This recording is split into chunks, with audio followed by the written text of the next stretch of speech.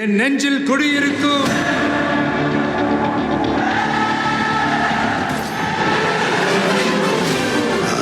தளபதி.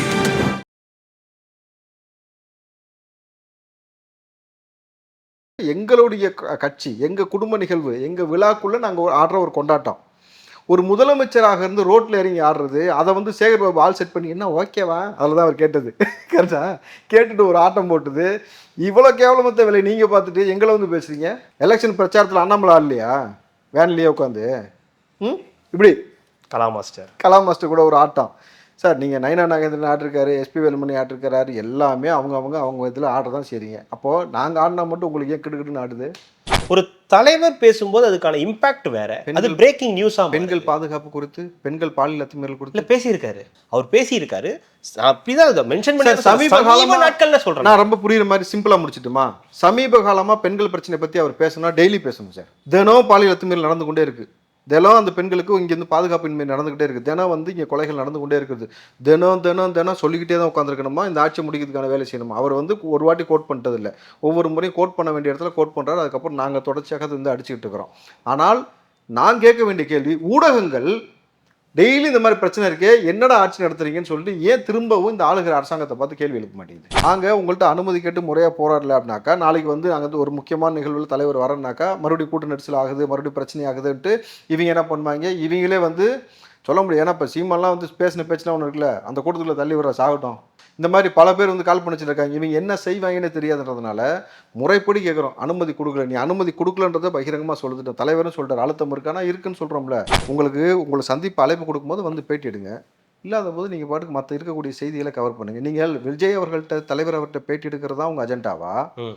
செய்திக்கு பொதுவாக செய்தி ஊடகம்னு ஒன்று இருக்குல்ல, உங்களுடைய அஜெண்டாவே இதுதானா, இல்லை மக்கள் பிரச்சனையை குறித்து பேசுவதுதான் உங்களுடைய அஜெண்டாவான்றது ரெண்டு பார்க்கணும். காமனாக மக்கள் பிரச்சனையை குறித்து இல்லை.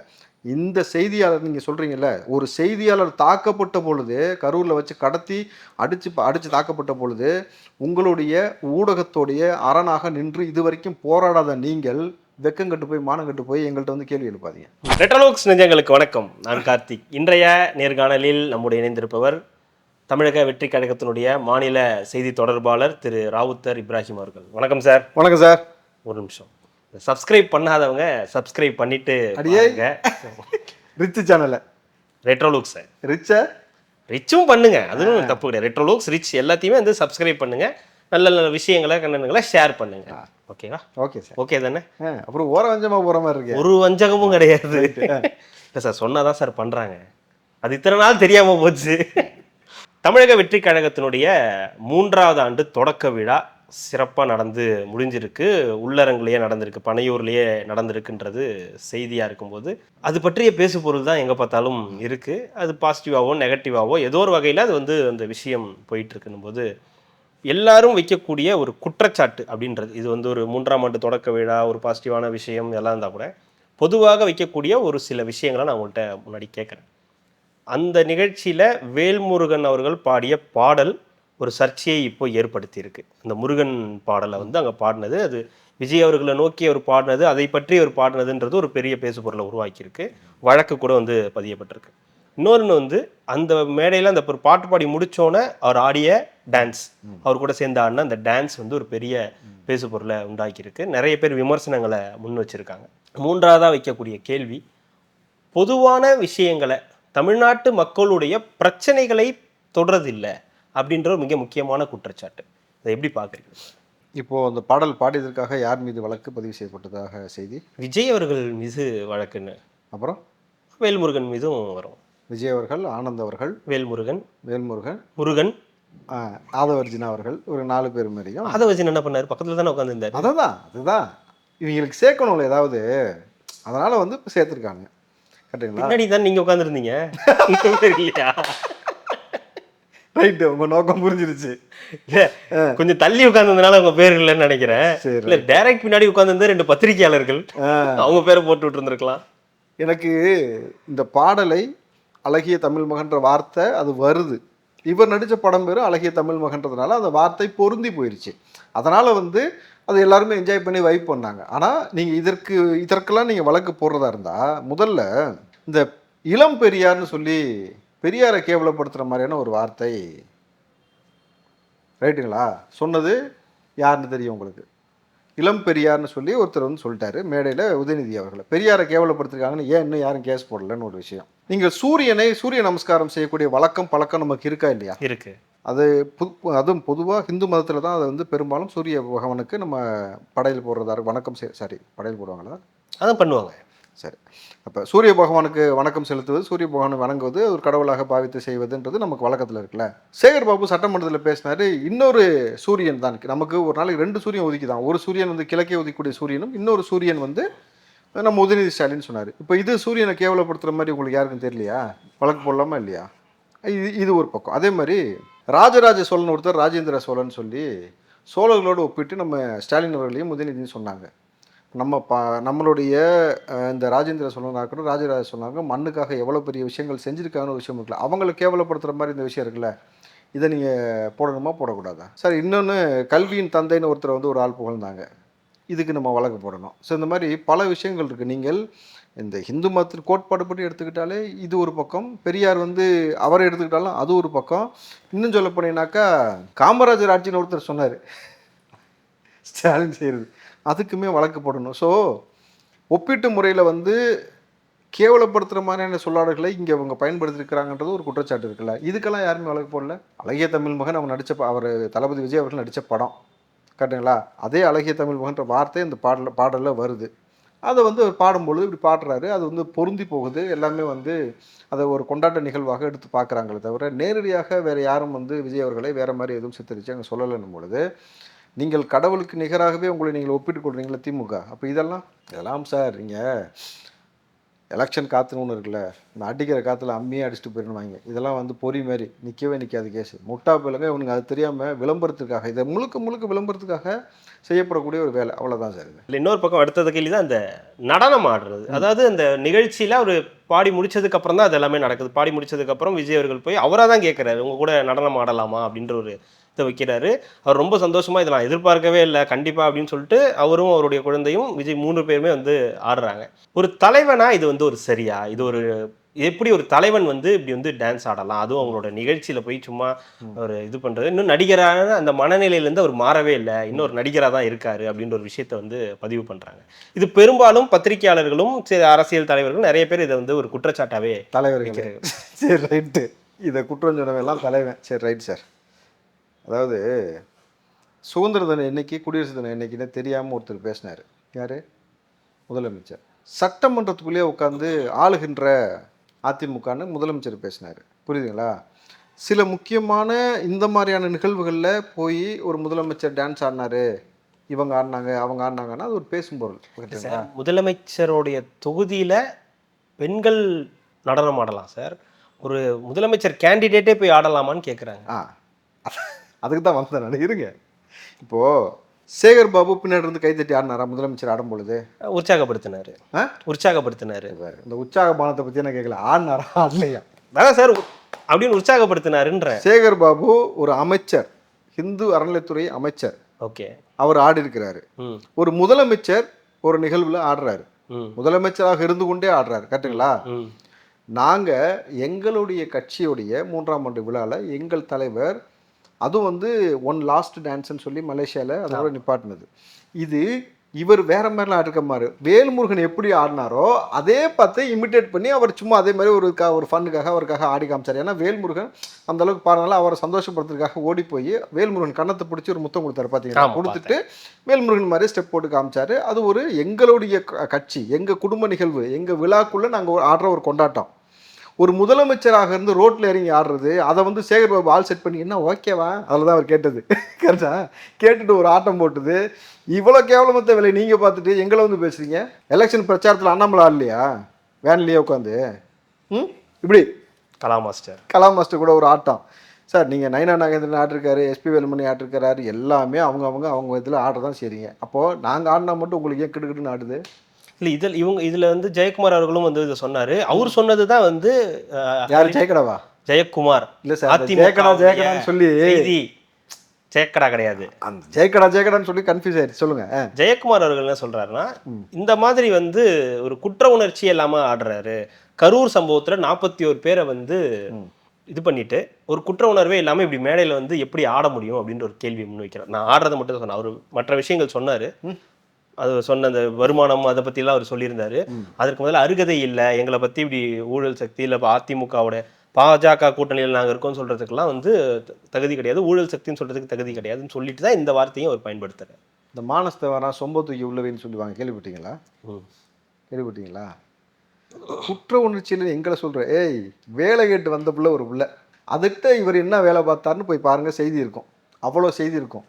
அந்த பெண்ணோட தாயார் கதர்ன செய்தி இருக்கும், பயங்கரமாக கதறிருப்பாங்க. ஏயா உன்னை ஒரு பெரிய மனுஷன் நம்பி வேலைக்குன்னு கூப்பிட்டு வந்தா நீ ஒரு வேலையை பார்த்து வச்சிட்டியேன்னு. நீ பேரம்பேத்தி எடுத்துட்ட, பேரம்பேத்தி எடுத்ததுக்கு அப்புறமே நீ ஒரு ஆட்டம் ஆடின பாரு. இதெல்லாம் விட்டுட்டு இதெல்லாம் மறந்துட்டு வெக்கம் இல்லாமல் எங்கள் கட்சி தலைவர் எங்கள் குடும்ப நிகழ்ச்சியில் ஆடினதை பற்றி நீ ஏன் பேசுகிற? சார் இவர் என்னென்ன செஞ்சுருக்கிறாருன்னு விஜய் அவர்கள் அப்படி ஆடினது உங்களுக்கு எல்லாமே ஓகேவா? இன்னும் இதுவாக தெரியலையா? ஏன் இதெல்லாம் இப்படி பண்ணுறாருன்னு உங்களுக்கு எல்லாருமே வந்து அதை வந்து என்ஜாய் பண்ணுவோம் சார். இதில் என்ன சார் இருக்கு? நீங்கள் ஸ்டாலின் ஆட விட்டு இவர் என்ஜாய் பண்ணார்ல பின்னாடி சேகர் பாபு நின்று, கரெக்டுங்களா? அதையே செஞ்சீங்க. ஒரு முதலமைச்சர் அவர் ஆடினார், தனிப்பட்ட கட்சி நிகழ்ச்சியில் கூட அவர் ஆடல, அவங்க சொந்த கட்சி நிகழ்ச்சியில் அது பயங்கரமாக ஆட்டம் சார். ஒரு முதலமைச்சர் பாட்டு கூட பாடலாம் சார். அவர் பாட்டுக்கு ஒரு பாட்டு தானே, அது எதுக்குமே செட் ஆகாமல் அவர் ஒரு பாட்டு பாடினார், பார்த்தேன். அதுக்கு ஒரு நிகழ்ச்சி ஏற்பாடு, புரியுதுங்களா? முதல்வர் புகழ்வதற்கு ஒரு நிகழ்ச்சி, முதல்வர் பாட்டு பாடுவதற்கு ஒரு நிகழ்ச்சி, டான்ஸ் ஆடுவதற்கு ஒரு நிகழ்ச்சி, எல்லாமே அரசாங்க பணத்திலே செலவு பண்ணுறீங்களா இல்லையா? அது ஒரு குற்றச்சாட்டு இருக்குது. அதுக்கு எந்த பணத்தில் செலவு பண்ணி விளக்கம் கொடுக்கணும், புரியுதுங்களா? அவ்வளோ ரிச் கேர்ள்ஸ் மாதிரி எல்லா கேர்ள்ஸையும் ஆட விட்டீங்களா? ஒரே கலர் சாரீ கொண்டு வந்து போட்டு, அது காசு யார் கொடுத்தா? சார் நீங்கள் நல்லா வச்சுங்க சார், ஒரே மாதிரி சேலை 100 சேலை கிடைக்காது, ஒரே டிசைன் ஒரே பேட்டர்னில், புரியுதுங்களா? ஒரு என் நம்பர்ஸ் ஆஃப் வேணும்னாக்கா நீங்கள் ஆர்டர் கொடுக்கணும், தனியாக ஆர்டர் கொடுத்து நெய்ய சொன்னால் தான் வரும். அப்போ கருப்பு சிவப்பு சேலை அதே மாதிரி ஒரு மாநாடு நடத்துனாங்க இல்லை மகளிருக்கு, அதுக்கு காஸ்டியூமு ஆர்டர் கொடுத்தானே செஞ்சுருப்பேன். எந்த காசில் செஞ்ச சொல்லு? அது எந்த அமைச்சர் அந்த மாவட்ட செயலாளர் பண்ணாங்க, நீ கணக்கு சொல்லு. இது வந்து நீங்கள் செஞ்சுக்கிட்டீங்கன்னா கட்சி காசு கொடுத்துருக்கியா அரசாங்க காசு கொடுத்துருக்கியா தெரியும். அதுக்கு எப்படி சார் கணக்கு காட்டணும்? அது கட்சியோடைய இது வந்து அவங்க பார்த்துக்க போகிறாங்க. ஒரு அரசாங்க செலவில் பண்ணியிருந்தா தான் அதுக்கு கணக்கு காட்டணும். அதை தான் கேட்கணும். யார் செலவில் பண்ணீங்க அதுக்கு விளக்கம் மட்டும் கொடுங்க, சொல்லுங்கள். இவங்க போடுற ஆட்டம்லாம் உச்சபட்ச ஆட்டம். அந்த ஆட்டத்தில் என்னென்ன ஆட்டம்லாம் செஞ்சாங்கன்னு சொல்லி எடுத்தோம்னு வச்சுங்களேன். நம்ம பெரிய கருப்பு ஆடின ஆட்டம் தெரியுமில்ல, குலுக்கி வச்ச கொக்கோ கோலா போல. அப்புறம் சார் இவங்க ஒரு வேட்பாளரை அறிமுகப்படுத்தும் பொழுதே இப்படி ஒரு அழகான வேட்பாளர் உங்களுக்கு கிடைக்க மாட்டாங்க, மிஸ் பண்ணிடாதீங்க அப்படின்னு தமிழச்சி தங்கப்பாண்டியனை அறிமுகப்படுத்தினவர் தான் உதயநிதி ஸ்டாலின் அவர்கள். வேட்பாளர் அழகிய, இங்கே நாங்கள் அழகிய தமிழ் மகன் ஒரு வார்த்தை வந்து பாட்டில் வரதை இவரை கோட் பண்ணால் உங்களுக்கு வலிக்குது. விடுங்க சார், எனக்கு லூசு போயிடுங்க. இல்லை, இன்னொரு பக்கம் விஜய் அவர்கள் இந்த மாதிரியான ஸ்பீச்சில் சமீப காலமாக அவர் பேசக்கூடிய அந்த பேச்சு வந்து வலிக்குதான் அவங்களுக்கு, சுவாரஸ்யமாக இருக்குல்ல? ஒரு பக்கம் சுவாரஸ்யமாக இருக்குது. ஒரு அதிமுக திமுக தாவேக்கான்னு அவர் பேசுகிற விஷயங்களாக இருக்கட்டும், தீய சக்தி ஊழல் சக்தின்னு பேசுகிற விஷயங்களாக இருக்கட்டும், எல்லாமே ஓகே.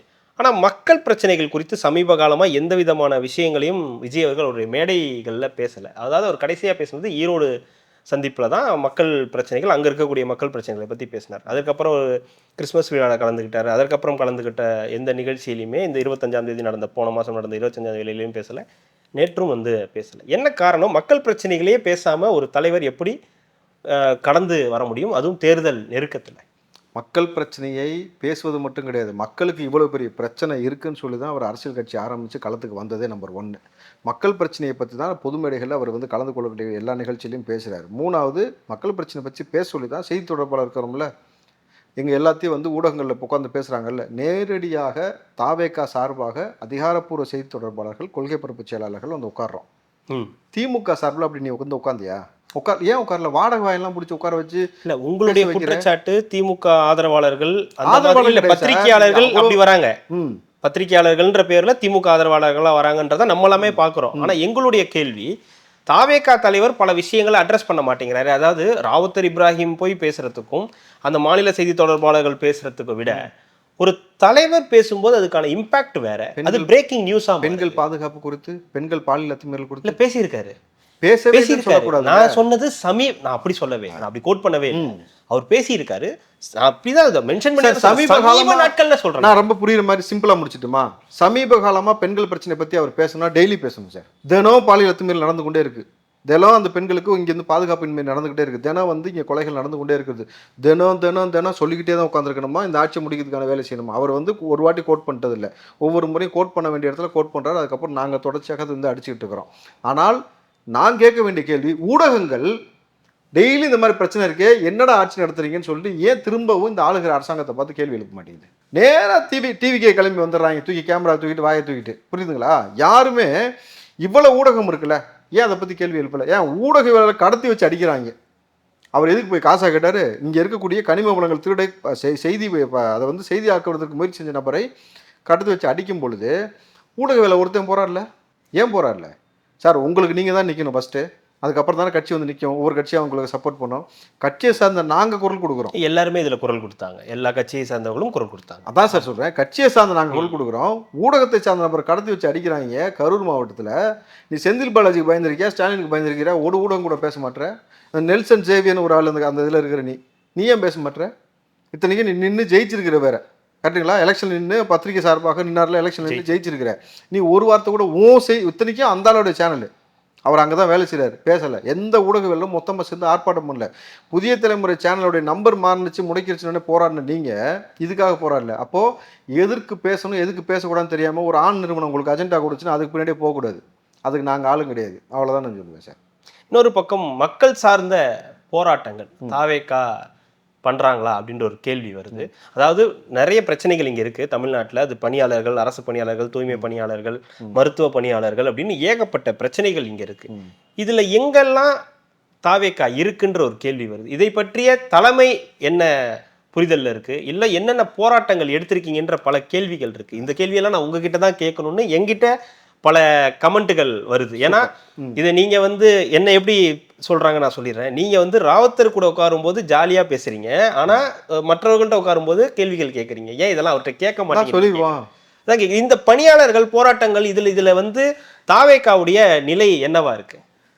நீங்கள் தூய்மை பணியாளர்கள் போராடினாங்கல்ல, தூய்மை பணியாளர் அங்கே தலைமைச் இங்கே ரிப்பன் பில்டிங் வெளியில் போராடின பொழுது ஆதவர்ஜினா அவர் போய் உட்காந்தார் களத்தில். அண்ணன் சிடி நிர்மல்குமார் களத்தில் போய் உட்காந்தாங்க. தலைவர் அங்கேருந்து அங்கே நேரடியாக வரேன்னு சொன்ன பொழுது அங்கே இருக்கக்கூடிய நபர்கள் சொன்னது, இங்கே வர வேண்டாம் சார், நாங்கள் வர இங்கே வந்தால் க்ரௌடு ஜாஸ்தியாகி இதை காரணமாக காமிச்சு எங்களை போராட விடாமல் தடுத்து கைது பண்ணிடுவாங்க, அதனால் நீங்கள் வர வேண்டாம். நான் போய் அங்கே உட்காந்துருந்தேன், கரெக்டுங்களா? ஒரு நாள் முழுக்க நான் போய் அந்த இடத்துல உட்காந்து ஊடகத்தை கூட்டு போய் உட்காந்து அவங்கள்ட்ட எல்லாத்தையும் பேட்டி எடுத்து அவங்கள்ட்ட என்னென்ன பிரச்சனை இருக்குன்னு செஞ்சு உட்காந்து. இதில் கூடுதலாக இன்னொரு விஷயம், களத்தில் இருக்கலன்னு சொன்னீங்களே, அங்கே ஒவ்வொரு துறை சார்ந்து போராடுறாங்கல்ல மக்கள், தூய்மை பணியாளர்களாக இருக்கட்டும், ஆசிரியர்களாக இருக்கட்டும், இடைநிலை ஆசிரியர்கள், மருத்துவ பணியாளர்கள், இதில் முக்கால்வாசி பேர் தாவேக்காரங்க இருக்காங்க.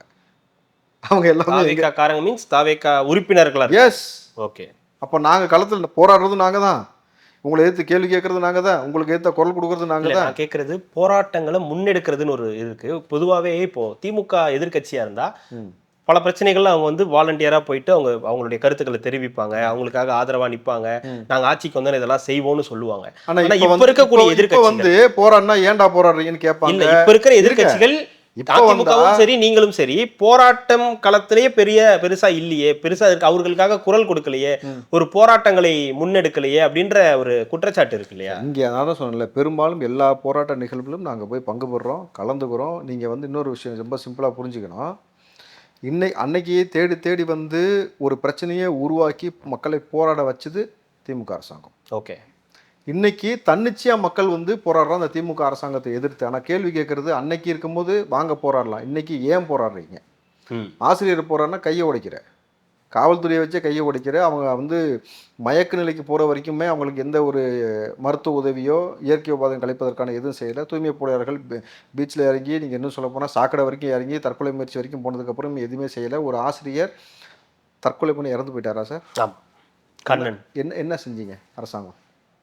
நான் கேட்குறேன், அரசாங்கத்துக்கு என்ன மூடி மறைச்சாச்சு, அது பண்ணிட்டோம். அதுக்கு நான் கேள்வி கேட்குறேன், நீ கள்ளக்குறிச்சி கள்ளச்சேரத்தில் இறந்தவொடனே 20 லட்சம் கொடுத்தியா? இல்ல, இதுக்கு நீங்க ஒரு போராட்டம் எடுத்திருந்தா அது பெரிய அளவுக்கு தெரிஞ்சிருக்குமேன்றது தான் கேள்வி. இல்ல, இந்த தற்கொலையை தாவேகா கையில் எடுத்திருந்து ஒரு பெரிய போராட்டத்தை விஜய் அவர்கள் தலைமையில முன் எடுத்திருந்தா இது நீங்க சொல்ற இந்த கேள்வி அவங்க உறுதியா அவங்க கேட்டுதானே ஆகணும். ஊடகம் அதை கேட்டிருக்கும் இல்லையா? இப்போ தலைவர் பிரச்சாரத்துக்கான வேலையை ஸ்டார்ட் பண்ணிட்டார்.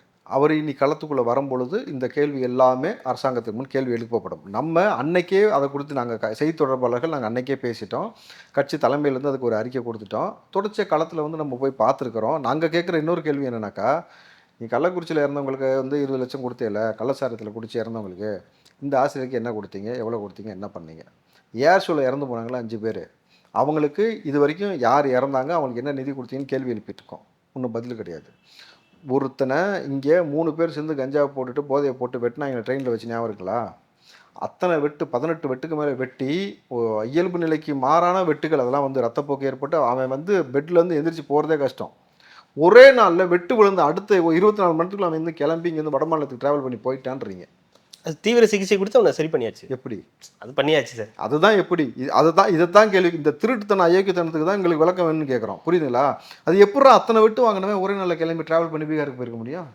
அது பீகாரா எந்த ஒரு சார் தெரியல, வட மாநிலத்துக்கு எப்படி போயிருக்க முடியும்னு ஒரு கேள்வி இருக்குல்ல. அப்போது களத்தில் நாங்கள் நிற்கிறோம் சார். இன்னும் சொல்ல போனாக்கா, ஒரு சின்ன போஸ்ட் வைக்கிறதுக்கு அனுமதி கொடுக்கறதில்ல, ஒரு கொடி வைக்க அனுமதி கொடுக்கறதில்ல. இந்த உணவு கொடுக்குறோம்ல, அதில் வந்து எங்களுடைய ஸ்டிக்கர் முதற்கொண்டு கிளிக்கிருக்கேன். அதுக்கு ஒரு பிரச்சனை வந்து கேள்வி கேட்டால் திமுக காரனும் விடுதலை சிறுத்தைக்காரனும் சேர்ந்து எங்கள் பெண் நிர்வாகி அடித்து மண்டையை உடைச்சி தயாரெல்லாம் போட்டதை நீங்கள் பார்த்துருப்பீங்க. அப்போ தொடர்ச்சியாக இது ஒரு பக்கம்னா காவல்துறை பக்கம் ஒரு பக்கம் நெருக்கடி, திமுக நாங்கள் செய்கிற எல்லா விஷயத்துக்கும் அனுமதி கொடுக்குதுன்னு நினைக்கிறீங்களா? எல்லாத்துக்கும் நாங்கள் அனுமதி கேட்டு முறையாக போடலான்னு போனால் அனுமதி கொடுக்கறதில்ல. ஆனால் இவங்க அஜெண்டா அந்த ஆண் நிறுவனம் ஒன்று இருக்குல்ல, அதை வச்சு எல்லாத்தையும் காசு கொடுக்க வச்சுட்டு ஏன் தாவேக்கா போராட்டத்துக்குள்ளே வரல?